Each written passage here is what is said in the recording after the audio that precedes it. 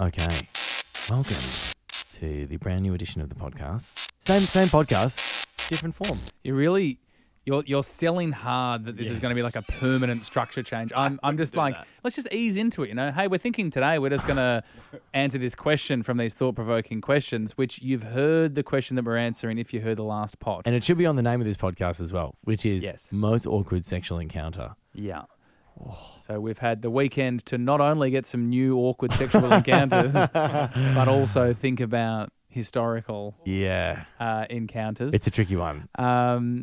Would you want me to kick things off? Well, would you like to... I'm interested to know what comes to mind in this area, because it really is like just all of these stories for everyone. I feel just bring up memories and things that you want to forget, because awkward sexual encounters are, you often, like, I don't know about you, but there are so many for me that like I just wouldn't have spoken about because I didn't speak to the person about it at the time because it was too awkward. Oh, totally. Do you know what I mean? Like, it was so embarrassing. You just pretend it never happened. And then later when you're catching up with your mates, if you are talking about things that have come up with you in the bedroom, or like you're never offering the one that like happened to be awful. Totally. Right? Totally. I just think the whole, just a sexual encounter with someone who probably early on when the nerves are all there, you're all of a sudden, you're stripped nude in front of this person. It is the most vulnerable. It's so vulnerable. And then when it's not going right. Right? And then, because I think you've got a preconceived idea in your head of how you think it's going to go, and then it's a new person. Like, oh, you're doing that. It's just, it's rife for awkwardness. Can I like just maybe like, I don't know how, I just remembered one of yours, by the way. Well, no, that's not the way this works. That's not the way this works. I'm not going to bring that up. I'm not going to bring it up. I just remember one. I'm interested to know if you're going to bring it up. But one of the things that I think is worth talking about, particularly as young guys in this sphere, is like the whole condom thing. Oh, like, fumbling around with the condom. That is like just the most hectic, awful thing. Like trying to get used to that and trying to be cool and sexy doing that. There's no training manual for that. And I feel like you just, I don't know. Well, you can trial in your own spare time. I'm sure, you can trial in your own spare time. I personally didn't practice putting a condom no, on myself. No, I didn't either. And I kind of wish that I did. We kind of should have. Because now that I've said that out loud, why the hell weren't we practicing? Always was that's got a name. What's that? Well, you can have a posh, they call it a posh W, or self-pleasuring. Oh, to do it into a condom? Yeah. Oh, not just the sock from the drawer. Because it's quite posh, isn't it? Oh, it is a bit posh. Yeah, it almost makes it a bit regal. Yeah, it's a posh one. There you go. Well, we weren't doing that. I wasn't doing that. I wasn't doing that. And even if I was, I still don't think it would have prepared me for the awkwardness that occurs when, and it would always like happen immediately if I was hooking up with someone and thinking to myself, oh, like even if we'd spoken about it beforehand, that's where this is going. I'm coming over for this, whatever it was. It just knowing that I would have to have a stop down where I like put it on. Sure. That just terrified me instantly. And I don't know why this happens. I was just so nervous about it. I don't know why this has happened for me, because I appreciate that it's a 50-50 getting it on the right way, but I think 95% of the time What do you mean 50-50 getting it on the right way? So there's two ways you can insert it. Rather than the peel down. And I would find myself just pushing down hard, like it's just not unwrapping. And I don't know how, but 9 times out of 10, I would be forcing my way through it, being like, how have I got it around the wrong way again? And then you put the unlubricated side on the outside. Yes.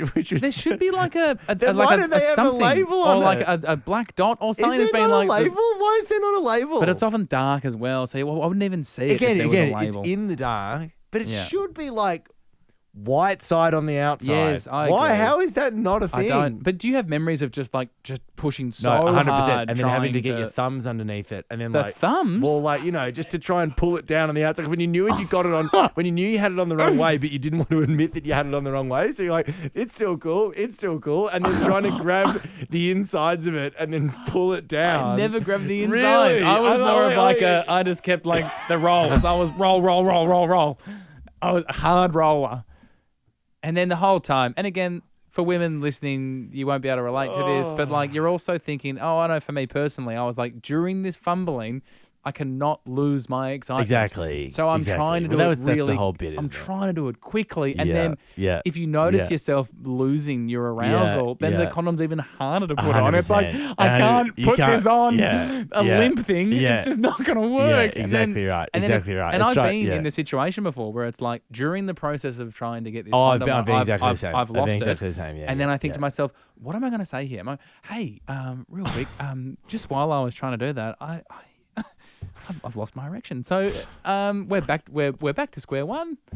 Just to keep you abreast of the situation. There's a Robin Williams joke here where he says like you like they say to you, are you good to go? Are you carrying a condom? And he's like, yeah, baby, I got a love glove. And then you're kind of like fumbling around with it for a while, and then all of a sudden, it looks like a child. Your penis looks like a child in an adult's diving suit. Yeah, that's perfect.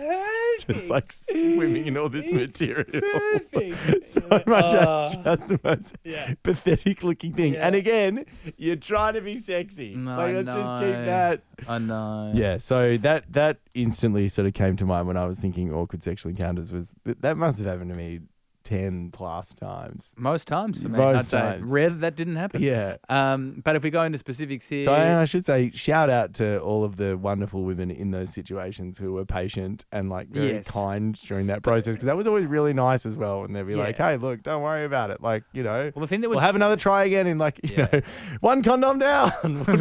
We'll try again in another 5 minutes, I got the super pack, don't you worry. Yeah, and it always got easier, I should say, once that happened. That was the value. It was the value. 3 extra. But it always got easier after you'd failed a couple. Right? Because it almost became, as soon as it became funny and it was a joke between both of you, it's like, oh, cool, we're relaxed about this now. I'm not feeling as much pressure around this. Whereas initially it was like, I've got to be James Bond here. Totally. Whereas by the end I like to maintain the James Bond. Well, there are no jokes here. I am smooth as silk. Stop laughing. But the bit where I would find it uncomfortable is when clearly you would notice that the person that you're having intercourse with, if we lose the excitement, they then feel like, you're not attracted to me. And 100%. That conversation is awful. Is trying to convince someone that it's not actually anything you've done. It's just that I was putting a bit of pressure on, and it's just like, I'm not believing you. And it's like, oh my God. Yeah. But you're right. Yeah. If true. you see someone for long enough, you actually go, oh, well, clearly you're into me. Yeah, so that's not a thing anymore. You want to keep seeing me. But it's just the first night thing, isn't it? Oh my It's just, God. And because I can't imagine being a woman. Like that, there's such a visual and physical sign that the man is aroused, right? Yeah, there's no way to hide. It's like a dog. It's like a dog wagging its tail. Totally. They can't. They're pumped when they're wagging their tail. They're happy to see that deflate. I imagine for the woman, it's just like, what did I do? Like what? Like there's nothing on a. There's nothing on a. No hiding it, is there? Right? It's shocking. It's shocking. Yeah, totally. That's a really good point. You can't talk your way out of that situation. It is no, what it is. Absolutely. And even though I was listening to a chat with a sex expert on Diary of a CEO recently, where she was saying that men can be really, really, really aroused and not have an erection. Oh, I've been there. I've totally that been is there. a real thing, because as soon as your like problem solving brain sort of enters the equation, a la your fight or flight brain, whatever you want to call it, your blood's not going there. 100%. Because it's got other things to sort out. Your head's like, no, that's not a priority right now, mate. 100%. In fact, animalistically, the last thing I want to be doing right now is having sex, because I'm trying to solve out this problem, which, again, with this hangover, this evolutionary hangover that we've got with these bodies, it's going, we can't have sex now. There might be a saber-toothed tiger that's coming out to get us. And that saber-toothed tiger is a condom you can't put on properly, but it's still the thing that's not letting you perform. So, it is very awkward. And I think when I was a lot younger as well, you think that this can only work if I have an aroused piece, right? Yes. Whereas the older you get, you go, there's so much we can do, which doesn't actually require the pistol. I think the other thing, the pistol. So I'm trying to use as like many it. That's good. Well done. Words. I think the other thing as well is I always thought that like in those really awkward moments early on when it wasn't working for you,